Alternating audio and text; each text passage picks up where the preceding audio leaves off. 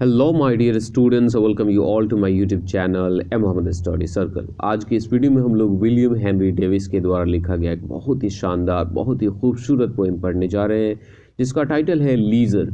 Leisure का मतलब होता है फुर्सत, मोहलत।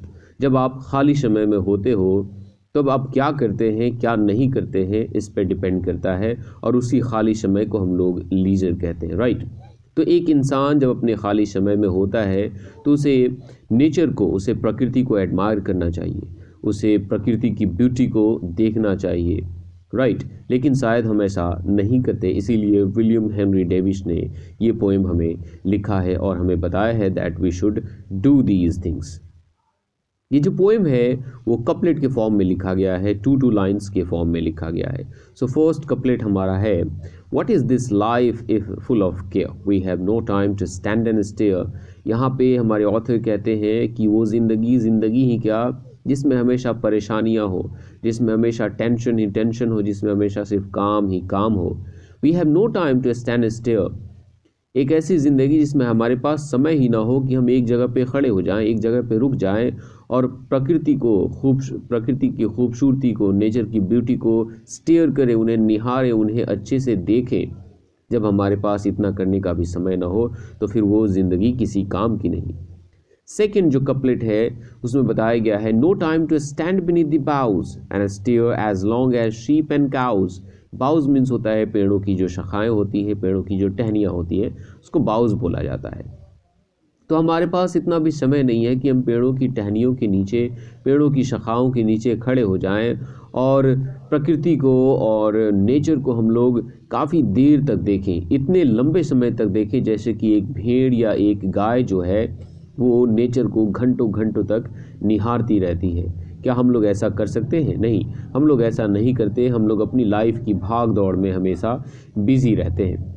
थर्ड कपलेट बताया गया है, no time to see when woods we pass where squirrels hide their nuts in grass. कि जब हम जंगल से गुजरते हैं तो हमारे पास इतना भी समय नहीं होता है कि हम उन खूबसूरत स्क्वायरल्स, उन खूबसूरत गिलहरियों को देखें जो कि अपने नट्स को, अपने फूड को, अपने भोजन को घास में कहाँ छिपाती हैं। ये कितना शानदार और ब्यूटीफुल नज़ारा हो सकता है।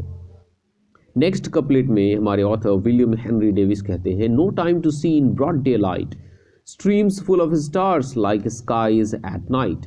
कि दिन के उजाले में जब सूरज की रोशनी नदियों में पड़ती है तो जो नदियां हैं वो सितारों से भरी हुई नज़र आती हैं, जैसे कि रात में आसमान तारों से, सितारों से भरा हुआ नज़र आता है। और ये सब देखने का भी समय हमारे पास शायद नहीं है, क्योंकि हम ऐसा नहीं करते। नेक्स्ट कपलेट में बताया गया है, no time to turn at beauty's glance and watch her feet how they can dance. Basically यहाँ पे हमारे ऑथर ने ब्यूटी को, नेचर को एक खूबसूरत महिला, एक खूबसूरत लड़की के तौर पे मेटाफर दिया है, और उन्होंने बताया है कि हमें उस खूबसूरत औरत को, उस खूबसूरत महिला को देखने का भी फुर्सत नहीं है। हमें ये देखने का भी फुर्सत नहीं है कि वो कैसे नाचती है, और जब वो नाचती है तो उसके पैर, उसके फीट कैसे बदलते हैं, कैसे चेंज होते हैं। जैसे कि जो नेचर होता है, जो प्रकृति होता है, वो बदलता है ना, उसमें हमेशा कॉन्टिन्यूअस चेंज आता रहता है, वैसे ही एक नाचने वाली के पैरों में भी कॉन्टिन्यूअस चेंज आता रहता है। तो हमारे पास इतना भी फुर्सत नहीं है कि हम लोग नेचर की खूबसूरती, उसके बदलते हुए नज़ारों को फुर्सत से बैठ करके देख सकें, जैसे कि शीप और काउज देखती हैं। No time to wait till her mouth can enrich that smile her eyes begin.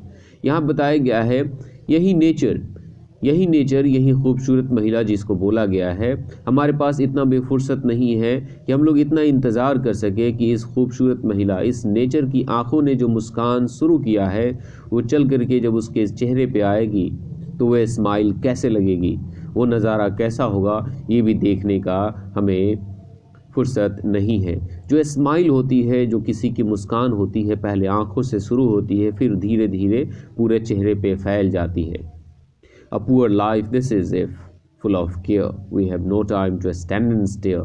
ये जो हमारी ज़िंदगी है ये काफ़ी बेकार है, काफ़ी वाहियात है, काफ़ी पुअर है अगर हम लोग ऐसा नहीं करते। अगर हमारी लाइफ में सिर्फ केयर है, सिर्फ टेंशन है, काम ही काम है, तो फिर इस ज़िंदगी का कोई पर्पस नहीं, कोई मकसद नहीं। तो आप विलियम हेनरी डेविस की इन बातों से अग्री करते हैं या नहीं करते, आप मुझे नीचे कमेंट सेक्शन में ज़रूर बताइएगा। मिलते हैं एक नए चैप्टर के साथ, तब तक के लिए बाय बाय।